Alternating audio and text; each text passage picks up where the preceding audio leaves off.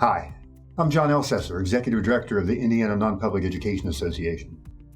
As I begin my 14th year in this position, I have never been more excited about the potential of non-public school education here in the state of Indiana. Over the past 14 years, we've accomplished a lot, but there's still more work to do. So I'm thankful and pleased that you're watching this video because it takes all of us to protect the gains we've made and to do even more to enable families to choose the school that's the best fit for their children. If you're not familiar with INPEA, let me give you my brief elevator speech. INPEA was established back in 1974 and has been fighting for non-public schools and their students for 47 years now. Representing approximately 400 schools all across the state of Indiana, we continue to serve our members through our advocacy work at the State House, with the Indiana Department of Education, and with the Indiana State Board of Education. INPEA is the only organization that is solely focused on the quality and viability of Indiana's non-public schools. To that end, we also provide professional development and consultation through our conferences and our webinars. We were happy to host over 1,900 educators at our recent INPEA conference at the Indiana Convention Center in October. But our work as your advocate is always our number one priority. That's why we like to say, we've got your back. Speaking of advocacy, and the State House, the 2021 legislative session was nothing short of historic. $1.9 billion new dollars were allocated for K-12 education. All sectors of schools benefited, traditional public, charter, and yes, our non-public schools as well. But the true beneficiaries were Hoosier families. And as we're still struggling to exit this unprecedented pandemic, the timing couldn't have been better. Let's take a quick look at how school choice was impacted by this transformational state budget that was passed during our last legislative session. Many more new families can benefit from the Choice Scholarship Voucher Program and the Tax Credit Scholarship or SGO program, as the income eligibility was raised to 300% of free reduced lunch or $147,000 for a family of four. The Choice Scholarship Voucher amount was increased for many families as well, with the elimination of the three-tiered voucher approach. All eligible families now will receive 90% of the state tuition support for their child.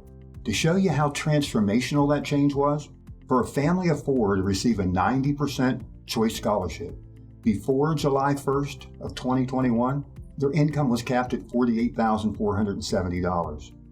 After July 1st of 2021, a family of four can now make up to $147,000.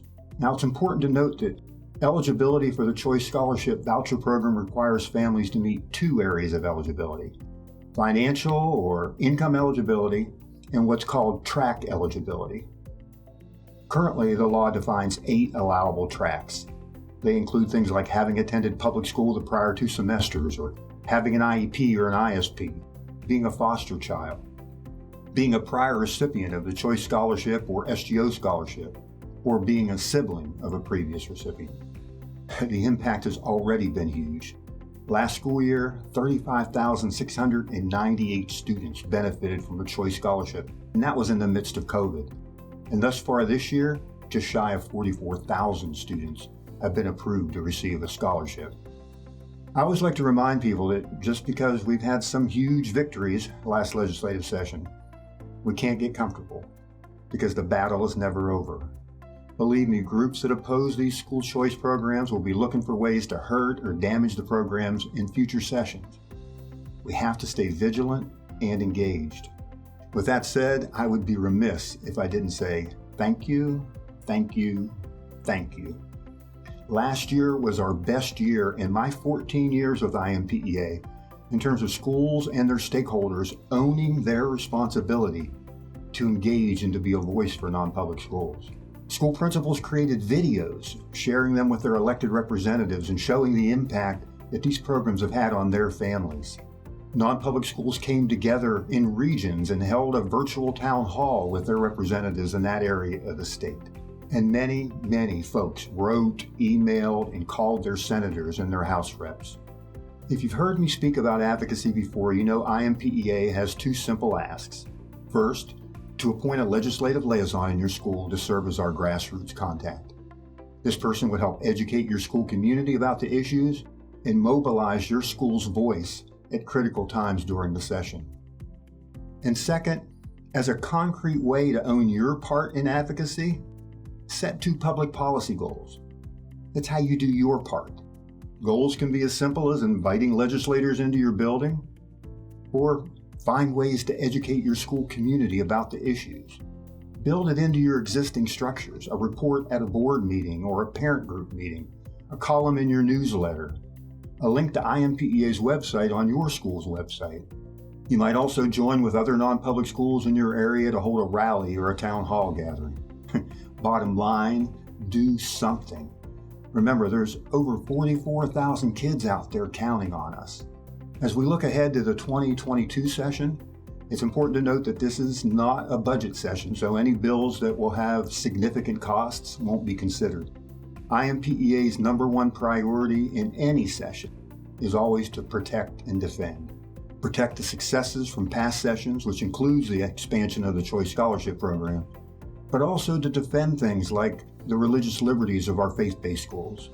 We are also focused on the administrative burden that our school leaders are under. State regulations continue to grow, and it's essential that we push back on unnecessary requirements that keep administrators away from the true priorities of their jobs, which are forming and supporting their faculty in the education of their students. And finally, a new school choice program was passed as a part of the budget in the last legislative session. We are hoping to work with advocates and legislators to make the new Education Scholarship Account program more conducive for non-public school participation. We anticipate this being a big focus this session, and we welcome the input from any or all of our school leaders.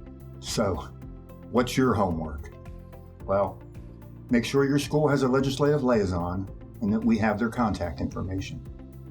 Set your 2 public policy goals, and if you need ideas, reach out to me. Help us tell stories of the successes of these programs. If you know of families who have been impacted by these programs and who are willing to tell their stories, connect them with us at INPEA. Check out our website and watch for the return of our podcast, the State House Express, where we provide weekly State House updates. And finally, follow us on Twitter at either @INPEAJohn or @INPEA_voice. Thank you for taking the time to watch this video. 2021 was a great legislative session. Let's make 2022 even better. Let's keep this momentum going. And we can do it if we do it together. Thanks again, and God bless.